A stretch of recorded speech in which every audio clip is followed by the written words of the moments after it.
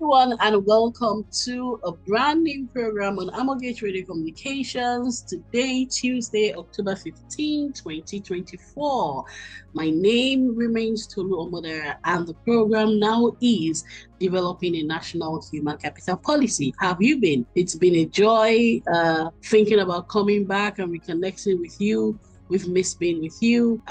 We are also grateful for the opportunity to rest and refresh before we come back on the home stretch for year 2024. So welcome to quarter four. We are very excited to be beginning this new programs, and I am starting today with developing a national human capital policy. You may want to wonder why a national human capital policy. What is the importance of a national human capital policy? Well, a national human capital policy is some sort of an integration of several other policies. I want you to think about it as the end, as the outcome. Imagine a monitoring and evaluation framework where you have inputs and you have outputs at the base of a pyramid, and from there you have outcomes, and ultimately you should have an impact, right? So at the base of this national human capital policy could be, for instance, your health policy. Very, very important. If people are not alive and well, there's nothing to build, right?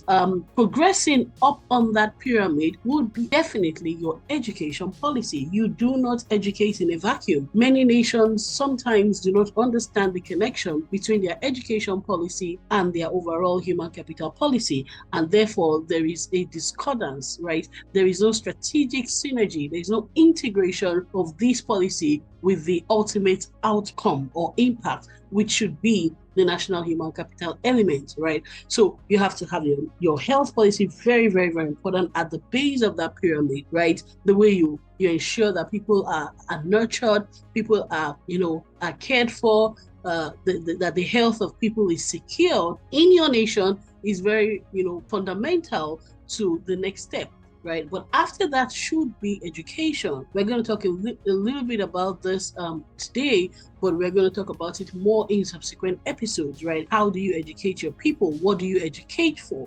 What are you educating towards? What do you incentivize them towards, right? Does your education policy at the primary or what some other nations call elementary, or the secondary, or what some other nations call high school, and ultimately at the university, or what other nations call college level? How do these synchronize into the total picture of how you want to compete as a nation? Right? Extremely important. You don't educate in a vacuum, right? So at the base of that policy should be the health element. Upward must be the education, and education there should be the total picture of your education policy at the minimum from elementary school to college level. Very, very important at the minimum. It should also go beyond that to postgraduate level, especially for a research-minded country, and we're going to talk a little bit about that today. Then we should talk about the workforce development and deployment policy, because there is an element of preparation for the workforce, right, that may not necessarily happen within the four walls of a university or the four walls of a college, right, or may not necessarily happen within the four walls of a college only. Let me put that adverb there, because there is supposed to be a synchronization, a synergy between the town and gown, like you said, right? In other words, between the academia and the industry. Extremely important. A lot of nations are complaining.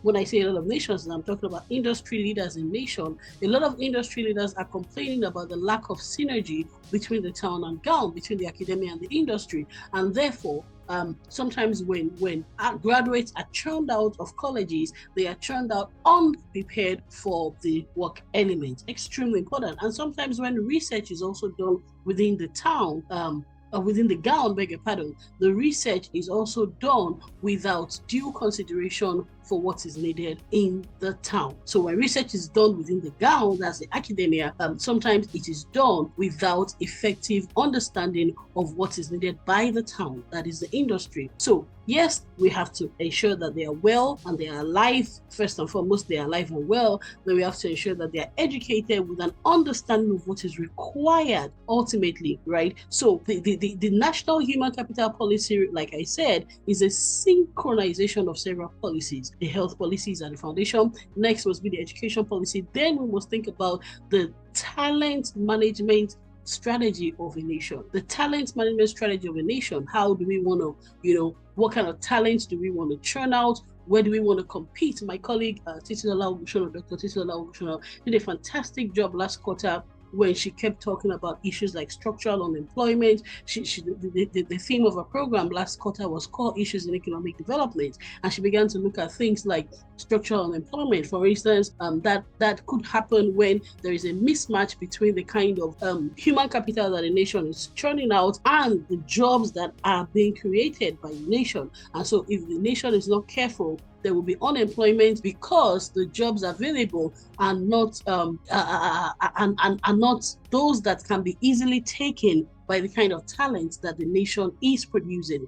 Very, very important. What is the solution to structural unemployment? Is strategic development of a national human capital policy that anticipates, foresees, and prepares for the kind of talent that would be required in the industry of such a nation. So that's where the education policy becomes very important. And when I say the education policy, I'm not just talking about the A plus B or the XY equals to YX. I'm talking about the one that takes total cognizance of what will be required by the town, beg your pardon, and then the gown begins to develop the talent with that mindset, right? After that, of course, we now look, like as I said, we now look at the talent management strategy of such a nation, and I'm speaking in loose terms here, right? Broadly speaking, it is important to say, what exactly do we want to compete in as a nation? That was another very powerful point that Dr. Ogunshono made towards the end of last quarter. She said it is important to know what exactly, where do you want to compete as a nation, right? You cannot be taking a position in everything. She said that is not strategic, and I totally agree with her. It's something we believe in a lot in Amogate. So if we want to say as a nation that we want to compete, for instance, in and I'm just using this as an example, if you want to compete in renewable energy, right, then we must be intentionally developing talent ahead of the kind of human capital needs we would have in that field, in the field of renewable energy and so many other areas. We may even want to compete in traditional energy sources, right? A nation like Nigeria, for instance, we are very rich in oil. Are we, ensuring a steady pipeline of human capital that will ensure that the top and robust jobs in the field of petroleum energy are actually produced by the Nigerian human capital system, beginning from health all the way to education? Extremely important.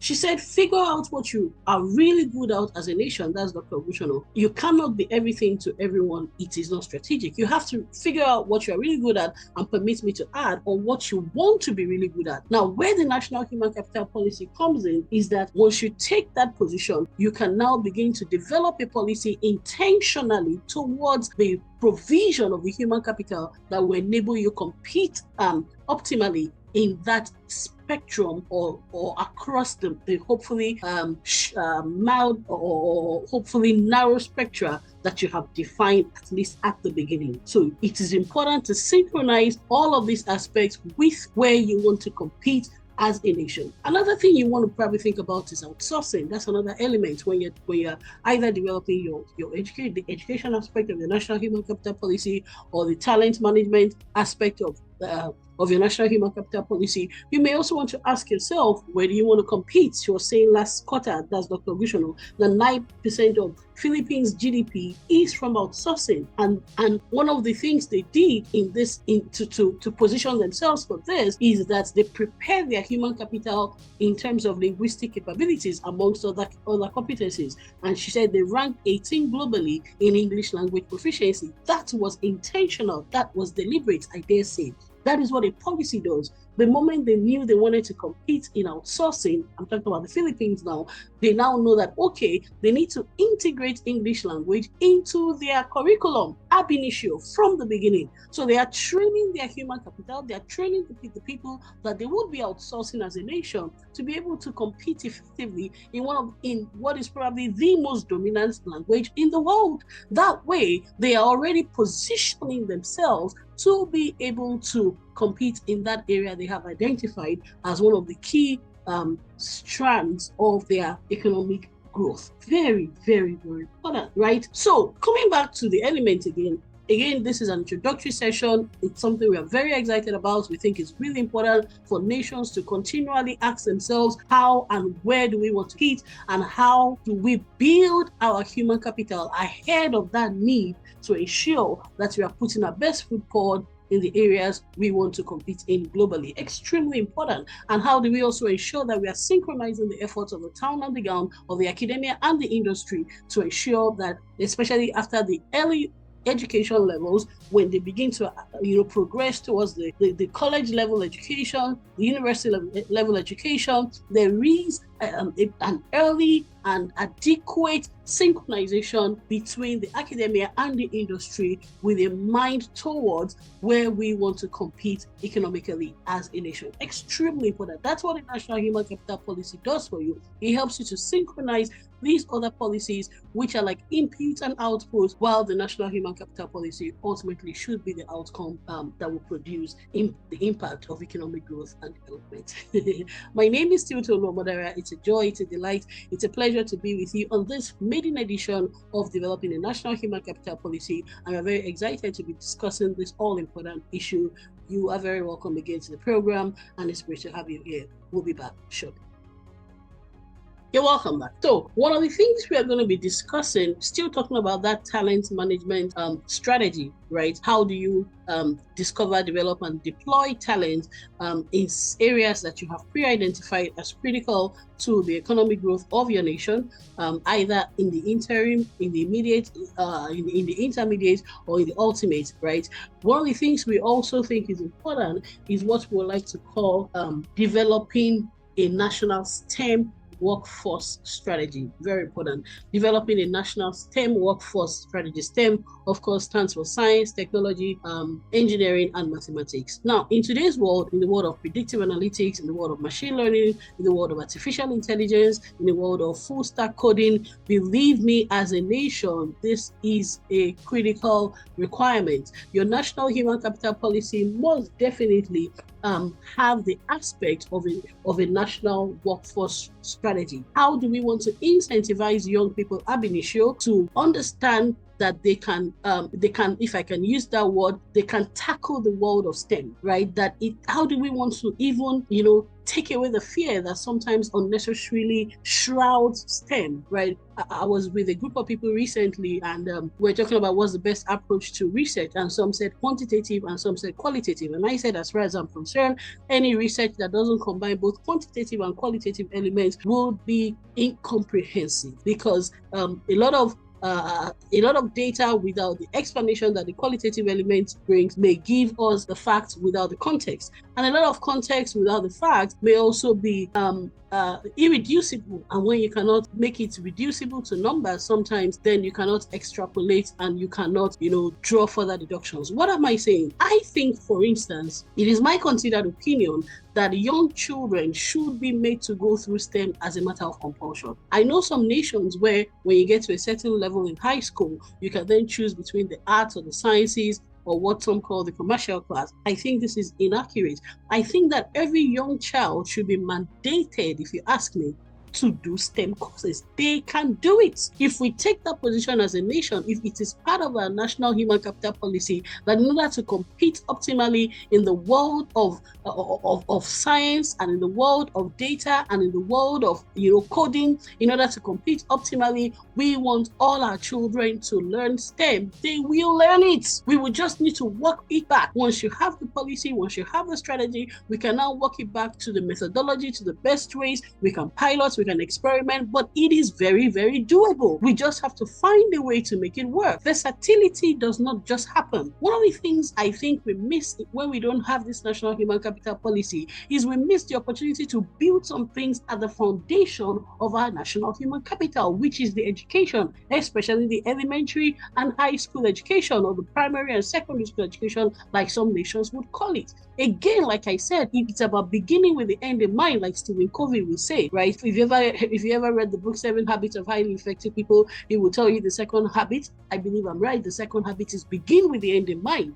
If you know the end you're working towards as a nation, then you can work it back towards the kind of education you want to have. And I strongly opine, this is my considered opinion, that in today's world, developing a national STEM workforce strategy, the national STEM workforce strategy must be an integral part of the national human capital policy. And that includes mandating the learning of science for every child and making it as friendly as possible, right? Like I said, once we make up our minds that this is a must do, we can work it back to how to do. How do we make science appealing to them? How do we make technology friendly to them? And you can say, oh, Tolu, what about you? Oh, yes, I did learn. I remember when I started my management training education about 20 years ago, when I was undergoing an international management training education, I was taken back to what I thought I had quote and unquote escaped, right? I thought I had left the world of STEM, even when I was invited into the world of STEM.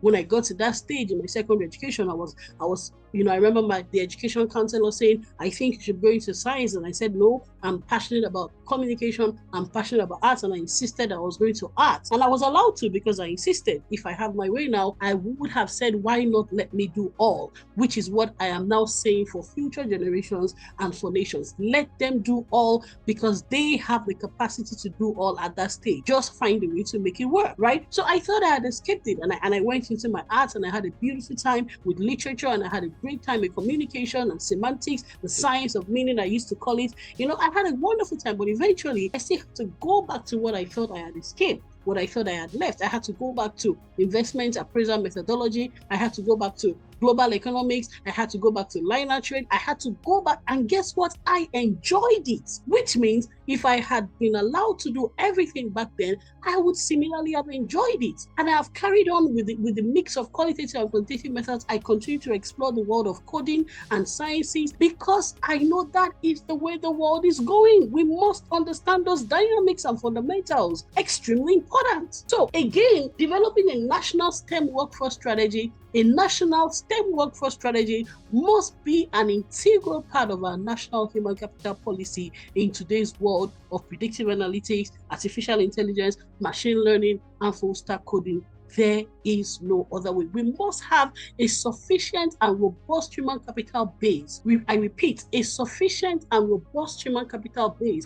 We must have more than enough to draw from, if you get what I mean. This is why we have to work it back and say, okay, we are going to have a national STEM workforce strategy and incorporate it into education policy, incorporate it into the synchronization policy. There should be a synchronization policy, by the way, right? We cannot just say, oh, the town and gown must meet. I still attended a conference in June, June 2024, when all the conversation was, how can we have a better synchronization between the town and the gown, right? How do we have a better synchronization between academia and practice? This is not going to happen by itself, is my point. Hence the need for a national human capital policy. There needs to be a synchronization policy guiding the effective integration of town and gown. I remember reading some months ago this year, Jamie Dimon, by the way, he is the CEO of JP Chase Bank. Let me tell you how important he is. He's so important. He's so critical. He's so, he's been so effective in what he has done as the president and I think as a chairman and CEO of JP Chase Bank, that he was recently asked that if he's invited to join any of the presidents, anyone who wins the upcoming presidential elections in the United States on the first Tuesday of November, he was asked, would he join that administration? I'm telling you how critical this man is to the economy. So he knows what he's saying. His role, what he does, is that critical to the economy. He was asked, if you are asked to join, if you're invited to join the administration of whoever wins the elections on November 5, 2024, would you join? And he said no.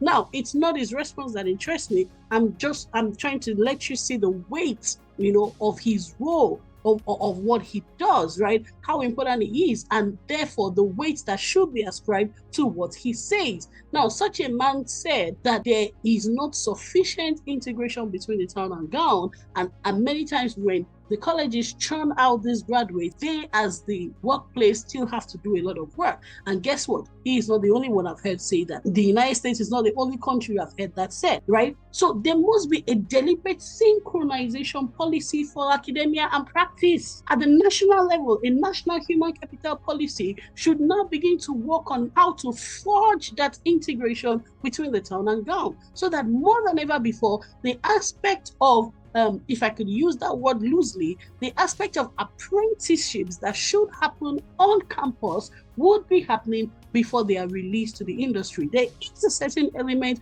of learning by doing that can be further consolidated while they are still learning by teaching. Do you get what I mean? There is an element, in other words, when they get into the university, when they get out of the university, it's too late to consolidate some aspects of their learning by doing. There's a learning by doing they get when they go on apprenticeships, and I know apprenticeships are built into some programs. When they go on internships, I know internships are built into some programs, especially STEM programs.